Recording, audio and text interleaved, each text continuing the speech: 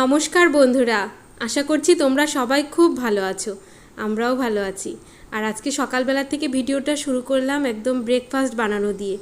আজকে সকালে টিফিনে বানিয়েছি ডালিয়ার খিচুড়ি। ওই ফ্রিজে টুকটাক যা একটু সবজি ছিল, মানে ডালিয়াতে দেওয়ার মতো, একটু গাজর ছিল, একটু ক্যাপসিকাম, এগুলো দিয়েই বানিয়ে নিয়েছি ডালিয়ার খিচুড়িটা। আর দু রকমের ডাল দিয়েছি, মুগ ডাল আর মুসুর ডাল। এই দু রকমের ডাল মিশিয়ে দিলে না ডালিয়ার খিচুড়িটা খেতে খুব ভালো লাগে খেতে।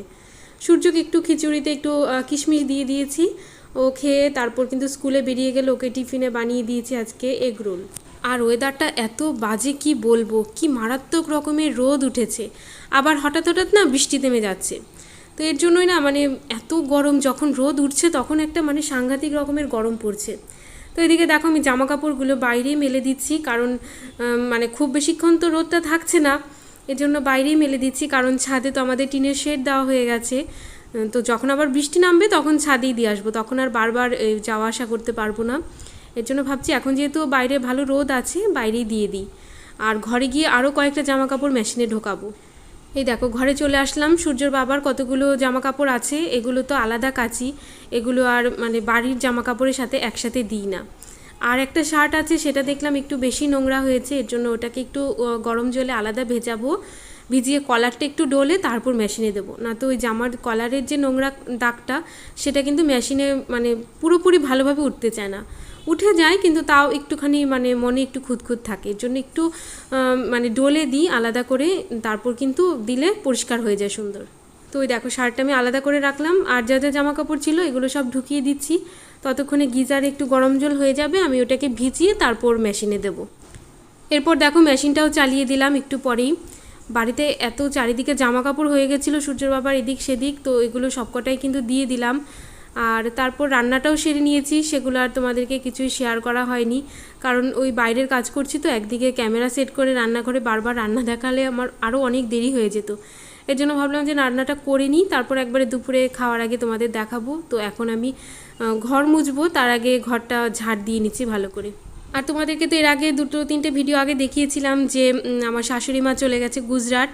তো মা যাওয়ার পর কিন্তু আমার মা এসছে। তো মা ক্যামেরার সামনে তো এতটা আসতে চায় না, তো মা কিন্তু এখন বাড়িতেই আছে, আমি আর মাই আছি বাড়িতে। সূর্য তো স্কুলে চলে গেছে আর ওর বাবাও কাজে।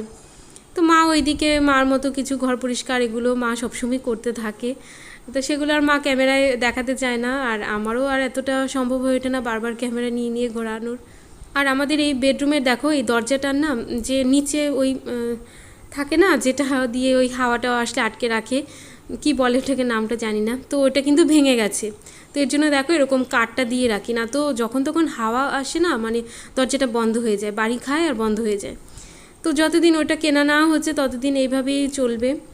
আমি একটা লিস্ট করেছি, বাইরের টুকটাক কিছু কেনাকাটা করতে হবে, যেমন জামা কাপড়ের ক্লিপ, এই সমস্ত জিনিস না লাগবে, মানে কমে আসছে যেগুলো হয় আর কি, সব জিনিসই তো নষ্ট হয়, তো এগুলো লিস্টে লেখা আছে কিন্তু বেরোনোর আর সুযোগ হয়ে উঠছে না। কথা বলতে বলতে দেখো ঘরটাও ঝাড় দিয়ে নিয়েছি, এবার বারান্দায় সব কিছু এনে এক জায়গায় জড়ো করি।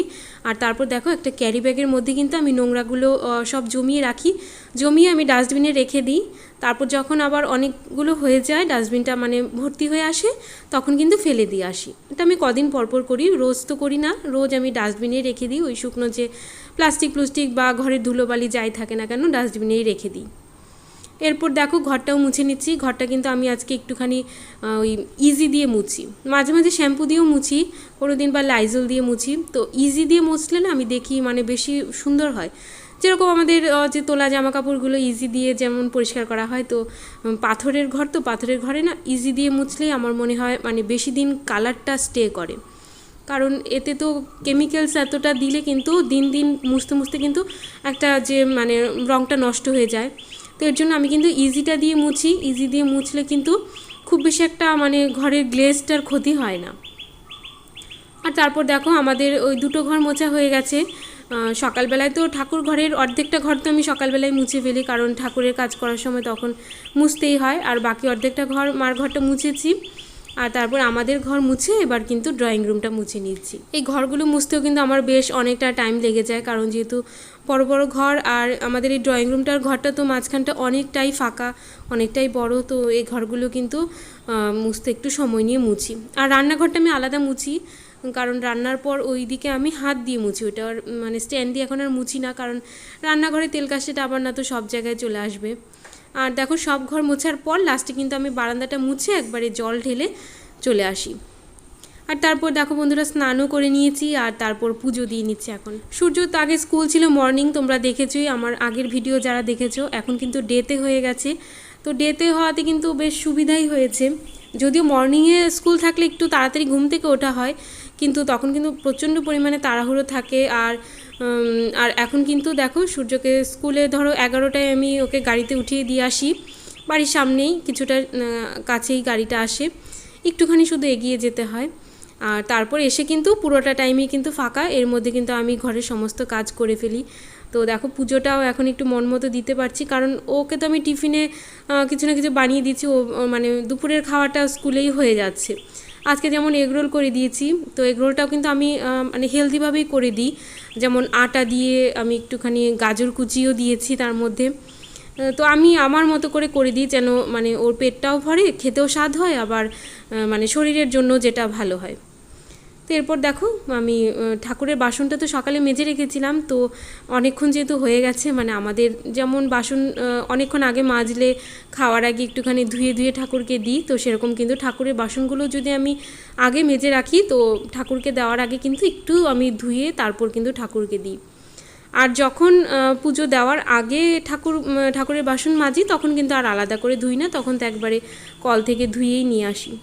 আর আজকে কিন্তু ঠাকুরের ফল কিছুই নেই, কারণ ঠাকুরের ফল যা ছিল কিন্তু মোটামুটি ঠাকুরকে দেওয়া হয়ে গেছে কালকে পর্যন্ত। আম ছিল, মুসম্বি, লেবু ছিল, এগুলো এক এক দিন এক একটা ঠাকুরকে কেটে দিই। তো আজকে কিন্তু কিছু নেই, তো এর জন্য দেখো কিশমিশ দিচ্ছি। তো ঠাকুরের জন্য কিশমিশ ওইদিকে দেখো কৌটোতে রাখাই থাকে কিশমিশ, আর একটাতে ওই কাটিং যে মিষ্টিগুলো থাকে না, সেগুলো এনে রাখি, কারণ ঠাকুরকে ফলের সাথেও একটু মিষ্টি দিতে হয়। ঠাকুরকে প্রতিদিনই কিন্তু ফল দিলেও কিন্তু এই একটা হলেও মিষ্টির টুকরো আমি দিই, কারণ যেহেতু ঠাকুরকে ফল মিষ্টি দুটোই প্রতিদিন দিতে হয়। তো এটা আমি জানতাম না, আমি তো একদিন আম কেটে ঠাকুরকে দিয়ে দিয়েছি, তারপর আমার মা বলছে ঠাকুরকে কিন্তু মিষ্টি অবশ্যই দিতে হয়। তো সেটা অনেক সময় মনে থাকতো না আগে, তো এখন কিন্তু সেটা অভ্যাস হয়ে গেছে। আর এখানে দেখো অখণ্ড প্রদীপটাও জ্বালিয়ে নিচ্ছি। এই অখণ্ড প্রদীপটা জ্বালালে না গরমকালে খুব সুবিধা হয়। যেমন দেখো ধরো এই প্রদীপটা জ্বালালাম, আর তারও তোমাদের একটু পরে বলছি, তার আগে দেখো দেখিয়ে নিচ্ছি এই মানে ধূপকাঠিটা। এই ধূপকাঠিটা সূর্যের বাবা নতুন এনেছে, এত সুন্দর গন্ধ, মানে এটা একদম কিন্তু মানে হার্বাল, যেটা এসে বললো যে কোনো ধরনের কেমিক্যালস দিয়ে কিন্তু এই ধূপকাঠিটা বানায়নি, এর জন্য এটা এতটা ক্ষতি হয় না। না তো আমি ছোবড়াই দিই ঠাকুরকে, তোমরা দেখেছো দুপুরবেলা হলেও আমি একটা দুটো ছোবড়া দিয়ে হলেও ধুনোই জ্বালাই। এখন আর ধূপকাঠি একদমই কিন্তু ঠাকুরকে দেখাচ্ছি না। তো এটা যেহেতু একদম হার্বাল এনেছে, তো এটার জন্য আজকে দেখাচ্ছি। আর হ্যাঁ, তোমাদেরকে যেটা বলছিলাম যে এই অখণ্ড প্রদীপটাতে খুব সুবিধা হয়েছে। যেমন এখন দেখো আমি ফ্যান চালিয়ে কিন্তু নিয়েছি, কিন্তু এমনি প্রদীপ যদি জ্বালাই তাহলে কিন্তু ফ্যান চালানো যায় না, প্রদীপ নিভে যায়।